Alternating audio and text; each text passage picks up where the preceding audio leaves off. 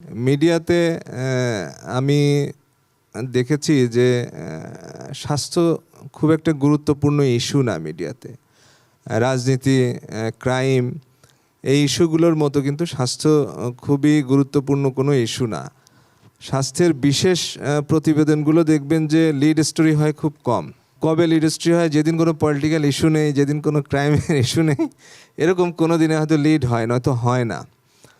তো স্বাস্থ্যেরই একটা অংশ হচ্ছে মিডিয়াতে এই প্রতিবন্ধী, বিশেষ চাহিদা সম্পন্ন বা ওরকম সেরিব্রাল পালসি বা যে নিউরো ডিসঅর্ডারগুলো আছে এরকম, এগুলো আরও বেশি অবাঞ্ছিত হিসাবে দেখা হয়। হয়তো পত্রিকার কথা যদি বলি, একদম ভেতরের পাতায়, যেখানে কেউ হয়তো খুঁজে দেখবে না যে এরকম কোনো নিউজ আছে কি না।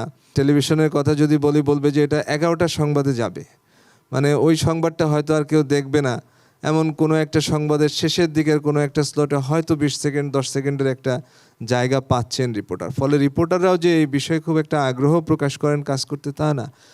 আবার এই বিষয়ে কাজ করার সুযোগটাও যে খুব বেশি, তা না। যেমন হেলথ রিপোর্টার্স ফোরামের জায়গা থেকে যদি বলি, যে আমি ওই প্রত্যেকটা প্ল্যানে আমি চেষ্টা করেছিলাম ডিপিপিগুলোতে প্রশিক্ষণের বিষয়টা অন্তর্ভুক্ত করতে, কারণ স্বাস্থ্যের বিষয়গুলো খুবই জটিল এবং দুর্বোধ্য এবং হাইলি সায়েন্টিফিক।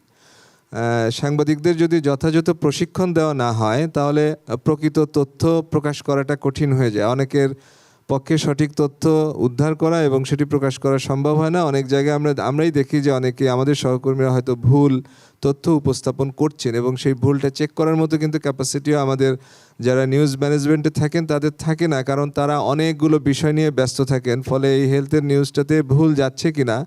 তো আমরা এর আগে স্বাস্থ্য অধিদপ্তরের সঙ্গে এবং বিভিন্ন এনজিও যারা স্বাস্থ্য নিয়ে কাজ করে, এদের সঙ্গে কন্টিনিউ চেষ্টা করেছি যে প্রশিক্ষণটা নিয়মিত করার জন্য।